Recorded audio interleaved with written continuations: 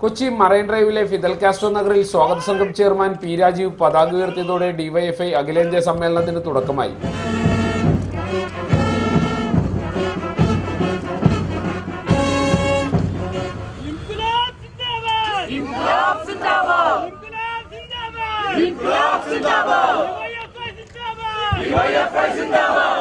രാജ്യത്തെ 24 സംസ്ഥാനങ്ങളിൽ നിന്നായി 780 പ്രതിനിധികളാണ് സമ്മേളനത്തിൽ പങ്കെടുക്കുന്നത്. കേരളത്തിൽ നിന്ന് 202 ബംഗാളിൽ നിന്ന് 171 പേരും പ്രതിനിധികളായുണ്ട്.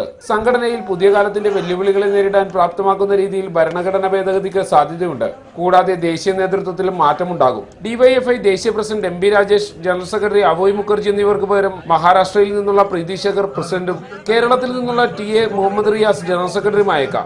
എങ്ങനെ സംഘടനയെ നവീകരിക്കാം എന്ന പ്രത്യേകമായ ചർച്ച നടക്കുന്നുണ്ട്. അതോടൊപ്പം തന്നെ അതിന് സംഘടനയെ പ്രാപ്തമാക്കുന്ന നിലയിൽ ഭരണഘടനയിൽ ചില മാറ്റങ്ങൾ ആവശ്യമുണ്ട്.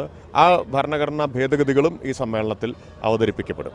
കലൂർ അന്താരാഷ്ട്ര സ്റ്റേഡിയത്തിലെ രോഹിത് വെമുല നഗറിലാണ് പ്രതിനിധി സമ്മേളനം നടക്കുന്നത്. സ്വാഹിൻ ആന്റണി, റിപ്പോർട്ടർ, കൊച്ചി.